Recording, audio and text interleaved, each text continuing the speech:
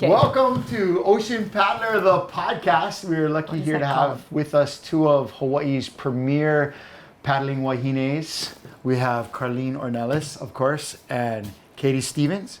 All right, and so we're going to start off today's podcast by getting to know them with our lightning round. Jason, what you got? Katie, when did you start paddling?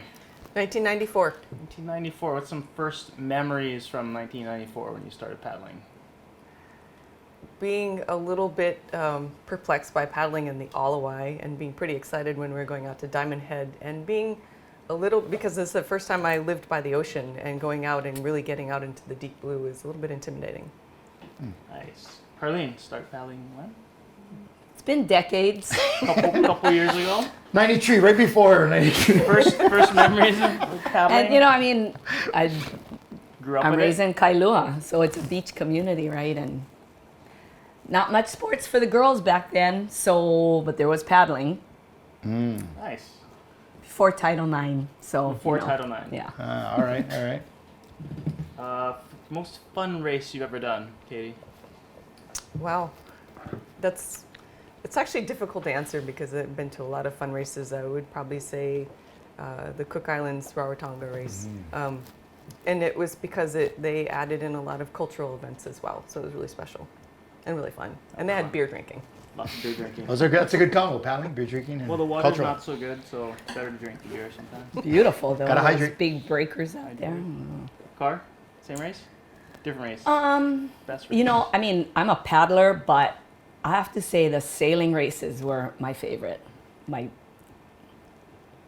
The few years of, all those channels, those HSCA, were my the inter-island favorite races. was the sailing races. Nice. You go fast You do go fast. or slow. Fast is good. Fast is good. How many paddles do you own? God. Think about it.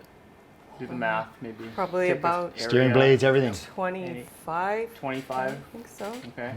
And that's A so lot. yeah. Bins. Big Bins. bins, because I coached novice for a while, so yeah. have a lot. Everything from the plastic one to the sailing canoe Yeah. blade. I've broken a lot recently in the sailing canoe trying to help steer from seat 5 with a paddling blade. So Yeah. numbers went I down. mean, that's another good question. How many have you broken over You there? broke it, Yeah. People ask me, do you have this paddle? Do you have a paddle? And I do. Whatever. Of course you do. Of course you do. My child wants to start paddling. Do you have a paddle yeah. I have a lot of paddles too. I think part of the podcast was trying to get into like experiences with paddling. So we talked to some people that have traveled and paddled. Katie mentioned your favorite race from being in Rarotonga, and traveling between islands is another way to travel and go inter-island, meet new people, do different things, experience different places. All tying back with paddling. That being said, what's your most memorable or something that really stands out because maybe it was a more than just the experience of the race or the event? I mean, probably Rarotonga meets that criteria. But is there a race that was special for you? Something that's more of like a competition that was like a special race to you? Or non-competition, Yeah. just non-competition, holo or holo. even like a holo holo or a training. It's a special place for you to Good or paddle. bad? Yeah, could be a horrible memory. I think one of my most memorable was the Aiona Hoy Race where we had 3 legs. And so we went from East Maui to West Maui, Maui to Molokai, Molokai to Oahu. And it just happened that weekend there was just incredible weather. There was, a water spout and a tornado in Kailua, and there was just rain and just wind, and it was crazy weather. So in addition to going around this amazing coastlines, I mean, the north end of Maui is just beautiful, and of course crossing the channels, we had this amazing weather along with it. And so our East Maui to West Maui leg, it was raining so hard that once we left land, we could not even see the shoreline and didn't know where we were, and we had to make sure that our escort boat stayed between us and land to keep us away from it, because some of the canoes started going in too close and the surf was huge. And we went around the north end and we were trying to get into the bay, and the safety guys came out and said, it's too big here, you have to go further down the coast, even though we've already been paddling for 4 or 5 hours. And then the next day we were going to cross the Pailolo Channel, which we're like, oh, it's going to be so awesome, it's so windy, this is the best downwind run, and for some reason the wind died and it was completely flat.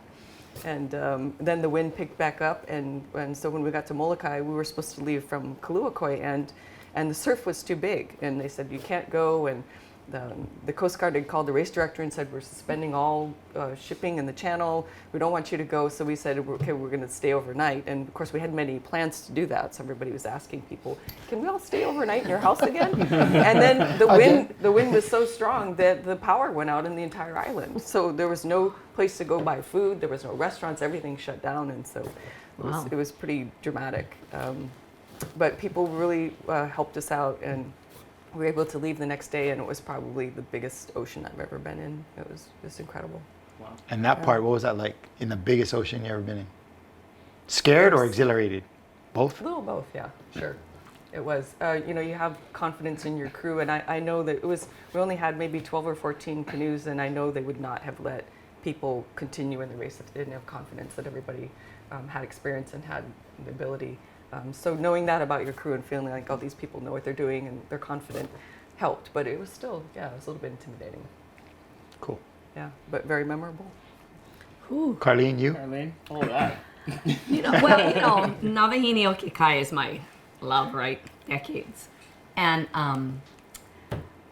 in 2003, after Kaiapua had won their years of winning, Beanie put together this master's crew and he called me and he said, you want to come do this crew with us? And so all year we traveled to the Big Island and we did world sprints together, and we went up there and did their races, and we went weekends and traveled. And Beanie Heen coached me for many years at Kailua, and we grew up together, Kailua High School, oh my goodness.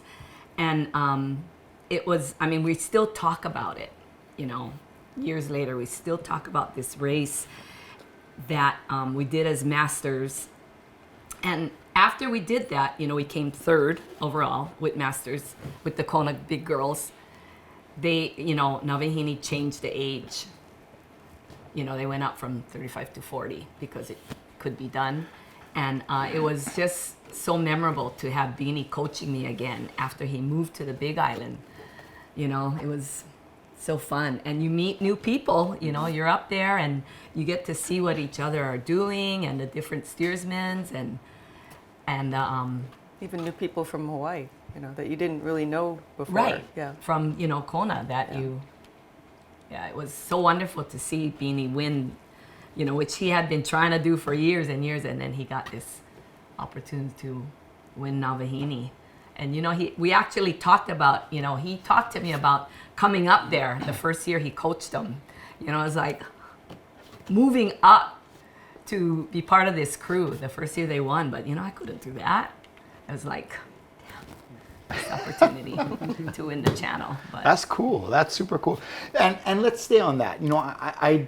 I know you weren't able or willing to put a year on the year that you started, but give us a basic idea, if you could, about that time and what it was like, and what it was like for you as a young local girl coming up in that. And it must have been super cool because you were rooted in, at that time, Kailua was a local, small community. Well, in 1967, Uncle Stu Kalama was my coach, taught me how to steer. He just plucked me out and said, you, get in six.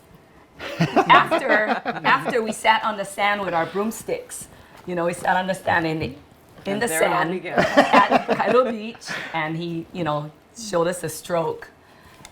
From there I was steering at 13, over 13, and so it was, thinking back, we still talk about that too. Uncle Stu Kalama as a coach was, I learned a lot from him because he was very innovative in the things he did. He was pulling tire, hooking us up to a how tree and making us with a rope and a tire, and we had to pull this tire from a tree, and he's there, and he had some technique, but the difference is he didn't believe in a whole lot of training for a 2-minute race. The novice race was 2 minutes, right? So he'd send us out in a canoe and we'd go around the bank in Koailoa River, where Buzz's is. And we'd go around the corner and we'd start playing. You know, we used to swim in the river at that time. Was clean back then. It was clean back then. We used to swim in that river. And we come back and he's in the tree. Where you guys went? I saw you guys. How come you wasn't in the canoe? It was, you know, just as kids, we were just had so much fun. What made you want to stay with it? What made you fall in love with it? Because obviously you've had this romance with paddling for all this time. So You know, what and was then it? you know, and then I moved, and then my pals from school, you know, and then we decided to, you know, paddle together. So we went to Kailua Hawaiian Civic Club was starting up, and you know, we went together and paddled novice with Kailua, where it was one novice crew and there was 80 girls there trying out for this one crew. You know, there was only 4 women's crews back then. It was novice, freshman, junior, and senior. That's it. Wow. 4 crews. So it was really hard to make crew. But you were with your girls and it was fun, right? So we, you know, we did, yeah, we had a blast. We had, and you know, those endless summers, Yes, I I tell do. you, kept us coming back. Just had so much fun. The camera, and you know, these gals that I paddled with then, 68, 69, we're still pals. You know, we were in school together, we paddled together, and we had kids together, and we still keep in touch.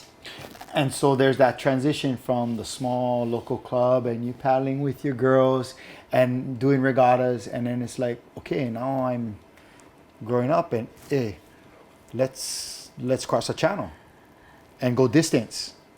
And Yeah, what I mean, was that? That took a few years because, you know, of course, the guys were doing distance and we were like the drivers. We had to drive the trailers and we had to pick them up. We had to take them food. We were the garoots while they were racing the shoreline races at Molokai. Even they'd ask us to go with them on Molokai to be the helpers. You know, everyone was racing. And, you know, we were out there and I just think, why can't we do this? Why can't we paddle Molokai? And so it kind of evolved from that. In a way, that's almost like the best internship ever, right? You Right. cross the Should channel, happen you first. see all the stuff that's going in. As you we're- kinda, I can do this. See what their mistakes are. And we don't do that. I mean, learn from them. And so Yeah. where did the idea, were you And on then, well, you know, Hanny and I were friends back then because Hanny Anderson? of Hanny course. Anderson, Auntie Hanny, was part of Kailua Hawaiian Civic Club.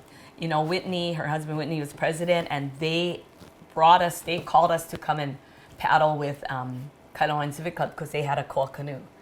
And that kind of started Kailua Canoe Club on its way with that koa canoe. Hanny, we stayed pals because she were very active in the canoe club, in the Hawaiian Civic Club, and Kailua Hawaiian Civic Club.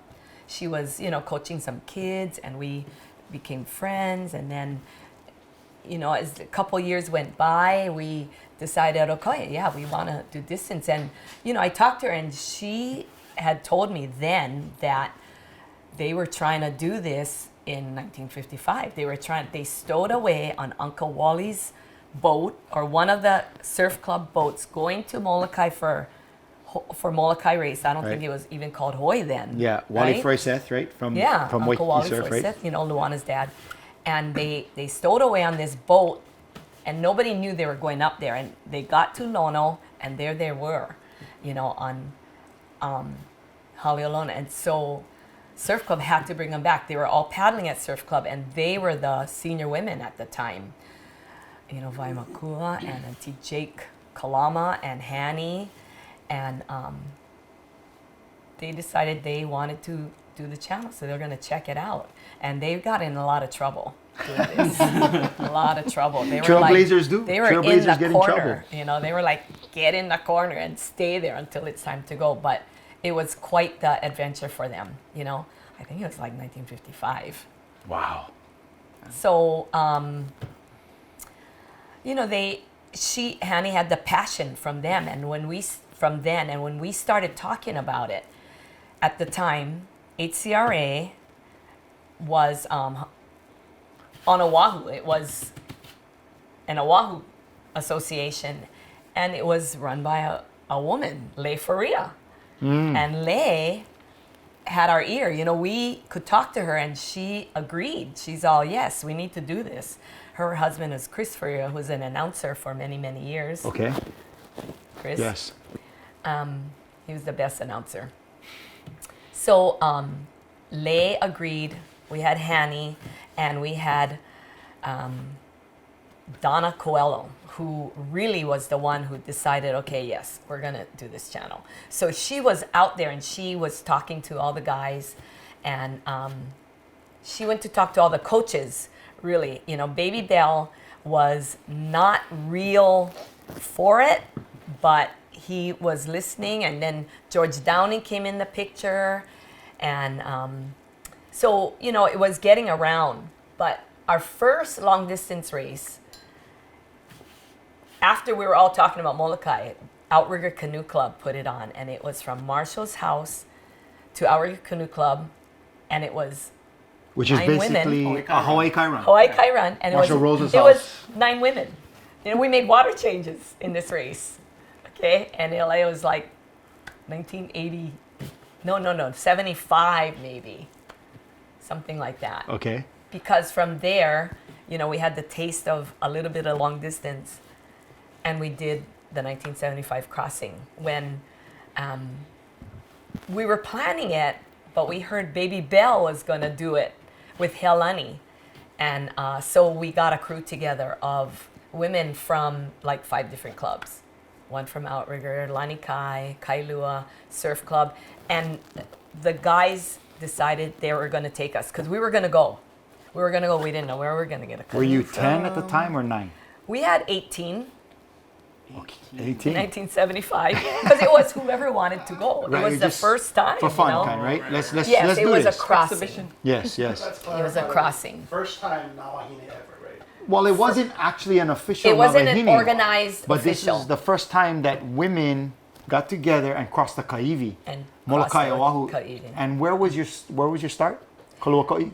No, Lono. At Only Lono. And It the was, we finish did was? the whole bit, the camping, the Oh, you know, nice. the community happened to be there, and they fed it. We ate kalua pig for dinner. You know, we had. Where was the finish?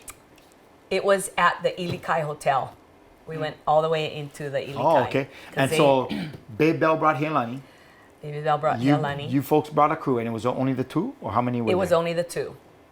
1975. Wow. And prove that we can do We this could too, do right? this. Yeah. And it was in Koa canoes. We had Oh, Malia wow. and Helani had the Papaloa. Wow.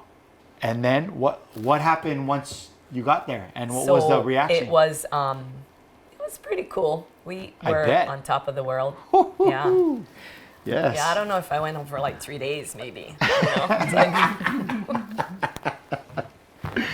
So we were so young, you know, 1975.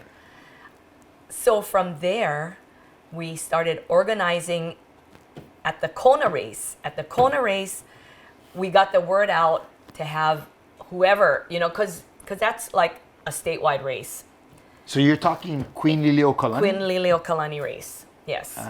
Which was The Kaiapua race, and it was, you know, that was like a 12-mile race from Keauhou to the right into Kailua King. town. Yeah, Right. yeah. I think the men raced this way, and the women raced that way, and it was like, so we had a meeting there. Whoever was there, and it was like packed. We had this huge meeting, and the women, everybody was ready to go, but it took us, you know, like 4 years to organize still because the sponsorship. You know, I went to look for sponsorship. Just getting everybody, you know, Hanny wasn't there, but we got Hanny and Lei Faria to support this, and so the word got out. Get it sanctioned by an organization. Get it sanctioned by an organization. So there was a couple of years getting ready to actually make it official, but in those interim years, were you folks still crossing? We were Still no, No, we wait. never crossed again. Okay. But we were doing other races. Right. We were doing So the first year, 79? the First organized was Yes. 1979. 79. 16 crews. Wow. And each crew, how many wahine? It was 12. It was 12 until a few years later, Courtney Cito, the coaches were, grumbling about this. Too many women out there, too many women. So then, we suggested 10 and the guys, the coaches are used to the 9 and they're like, no, that's an odd person. And really we chose 10 because we didn't want to show the guys up that we can do it with 9. Thank you so much. Yeah, that's really the reason we chose That sounds 10. like the gauntlet is thrown a little bit. Yeah, we figured the guys are pissed already It that could we're gonna happen, do though. this. It Why could happen on a if, Why not? If Yeah, it's, on a a good slow, day, if it's yeah. a slow year for the men and it takes, Bro, women are tough, man. Women are tough. So, So, 79, first year, 16? 1979, 16 crews, 12 And what women. was that like? It was, I didn't get to go because I was with child. The So sacrifices that I women couldn't make. go at a third. which child? I couldn't go. I was like huge. It was in October. He was born in November, so I couldn't go. Kino? That was Kale. Carleen. And I wanted to go really bad, but Henny said, no, we're not gonna have anything out there. Are you crazy? Are you crazy? So I probably couldn't best. go, and I have to do finish line stuff, and What was it like? then the next year You were at the it finish was line. canceled.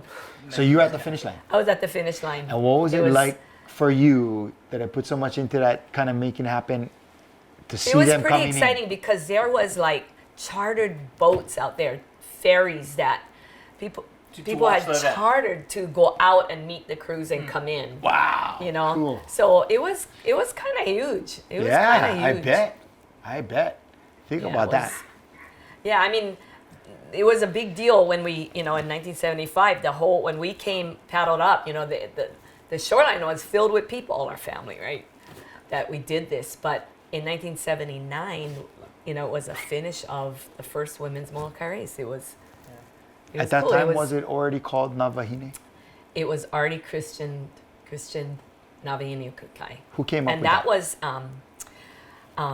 Puna Kalama Dawson was Yes. part of the committee, and her mom Auntie Lani, Nana. Auntie Lani Kalama was our spiritual leader, everything at Kailua, at wherever, and she came up with Na Whine o Kekai. Cool. And we came up with the logo, the profile. Yes. And that was with Toni Marston, who is Christian Marston's sister. Toni is an artist who was with one of the Kalamas, Clyde Kalama. Okay. So she's an incredible artist, and she provided us with the profile, the Na Whine profile, which we still use. Wow. History behind all of those little things in it, realizing how far into the DNA of this race all those came little from things somebody. reach. Yes. Yeah. And being And- able to identify. That's And awesome. prepping for the race, I mean, we did have some sponsors that came up, but we were printing our own pareos, making screens, and Toni was doing the artwork. We made our own screens. We printed. Whose garage? It was yeah, exactly. yeah. And we were selling Portuguese sausage at every club. We had coolers full of sausage going to every club. Raising Yes, money for raising escort money boats and entry fees and just to make it happen. For official boats, and you need a budget, right? Yeah, it was so ancient. And then there was only the second official race that was canceled. So 79 second. was first official. Yes. 80 was Canceled. why? Weather. The weather. It was, yeah. Wow. Like this last one. This last a couple 2015 years was ago, like yeah. that. Yeah. And again, some of the crews wanted to go. Who was on the committee that And made that call? it Because I know was- it was hard in 2015. Oh, man, it was Yeah, hard. it Watching was same Kamoa thing. and all of them Yes. put into it. They're the ones in 2015 who said, we're not going. Kamoa and Denise Darvell and, the big wigs helped us call it off. Besides Mike DeRego now that we have. And, at that time, we had Mike's father was our head official. Right. And so in 80, you go In again. 80, you get to go or hapaya again? No. I went, but it was called off, right? Couldn't. Right. So 80, So 81. 81. Sorry, 81. yeah. 81. How was it for you So first time? 80 in 1981 was my first year, right? And it was, it was pretty awesome. Yeah, it was. We did well. I think we did like top 5, and Outrigger was dominating. Huinalu won. Outrigger won the first one, and 79, 80, 81, and then Huinalu came in and won 82, 83. So it was, it was being scattered, yeah. And then, and all this time, offshore was coming in too, but they were learning the ropes, Yeah, but those Wahinis are athletes. Once they learn the ropes. Once Billy Whitford came and saw what was happening and went out and recruited his Olympians, Yeah. the Olympic paddlers, which was But we're still the club thing. We're all the club thing, but they started the. But that's an amazing history for you Wahine that had the gumption, I guess, at the time. Now we just kind of accept it as it is what it is in women's sport. But at that time there was a lot of the Wahinis cannot do what the guys can do. It was definitely, and that's been proven over time to be BS. You know what I mean? Right. Really. Yeah. But you folks were the ones willing to step forward and say, hey, I got this. I can do this. Yeah, we're going. And not get in trouble. Yeah. but you hooed up and you had the right way. solidarity. You had Every a club strong front. came forward. Women from every club. Outrigger was really strong. Huinalu. I mean, we had Lita Blank was on the committee. Connie Young. She was on the committee. It was Mary Winchester was our first president, and she was Winward Kai. And the women who, the first committee, came forward. People who believed in this and said, yeah, we can do it. Let's go. And I think it's so important sometimes for these, especially now and how the sports opened up and there's a juniors division, all this stuff that these women in particular and these young girls in a lot of ways are riding on shoulders of giants. All these things that we're doing going forward, there was somebody that blazed a trail or did it for the first time. And really, what is that? Where is Navahine now, and where is it going? You're the new president. That's so cool. Having rooted in the history. They're not passing the baton to some new person out of the woodwork. Yeah. There is lineage there that Annie Haney has chosen you to pass the baton, and you've accepted. I mean, she, 40 years of the love of Navahine, it wasn't hard for, Auntie Haney to pass this on, but she knew it was time, and so, we picked up some new people. I mean, just, me from way back then, and then, we have Molly Moja Cates, who's our treasurer, who keeps us in line. And we picked up a few other people that are working really hard. It's a lot of work. Every day we're doing stuff to make this race happen. The permits start in January, really, to secure everything that's needed to put this race on. It's not, you can't just go anymore in a race. The permits are like crazy. No, it's crazy. It's like, and they don't even, they don't even want us to use Haleolono, but there's always someone on the commission, the DLNR board, who knows that the tradition and the culture and that we have to keep The doing importance this. of having that, Yes. starting at that place. Yeah. So So where are we going? Like when you are now have taken the baton, it's your leg to run.